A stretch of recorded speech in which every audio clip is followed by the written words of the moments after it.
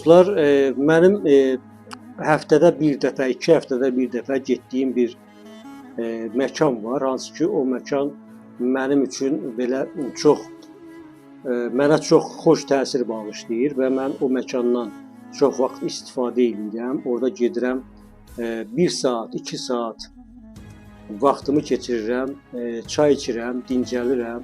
Gözəl təbiəti var, qonaqpərvər bir məkandır. Mən indi onu burada adını çəkib reklam eləmək istəmirəm. Məsələ bu deyil.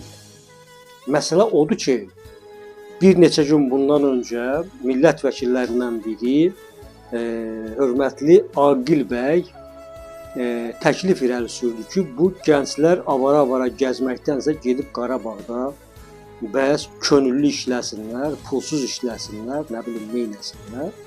Amma mən bugün o gənclərin avaralıqlarını nədə gördüm? Mən bugün o gəncləri, hətta qeyd elədiyim kimi, 1 saat öncədən getdim ki, mən bir müşahidə edeyim, görüm həqiqətənmi burada avara gənclər var, yoxsa yox. Və bir daha şahid oldum ki, burada avara gənclər var. Amma bu gənclər nəyin avarasıdır? Bir parça çörəyin avarasıdır. Təsəvvür eləyin ki, məkana müştəri daxil olur və həmin o 18, 19, 20, 21, 22, bax 18 yaşından yuxarı bu gənclər müştərilərin qarşısına gəlirlər, ədəblə, ərkanla, mərifətlə,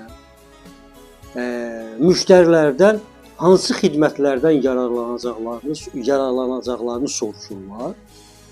Və hətta bugün bəzi ərazilərdə təbii qazın verilməsi də texniki səbəblərdən müvəqqəti olaraq dayandırılmışdı və həmin o gənclər ki, xidmət göstərən gənclər yaxınlaşdırdılar ki, bəs üzürlü hesab eləyin, indi harda olsa təbii qazı verəcəklər və biz sizə mütləq çay gətirəcəyik. Yəni bu uşaqlar, sizin o avara adlandırdığınız o uşaqlar bugün günü 10 manata, 15 manata işləyib avara olanlar. Əgər siz bunlara avara deyirsinizsə, Aqil müəllim, mənim sizə daha deyəcək bir sözüm yoxdur.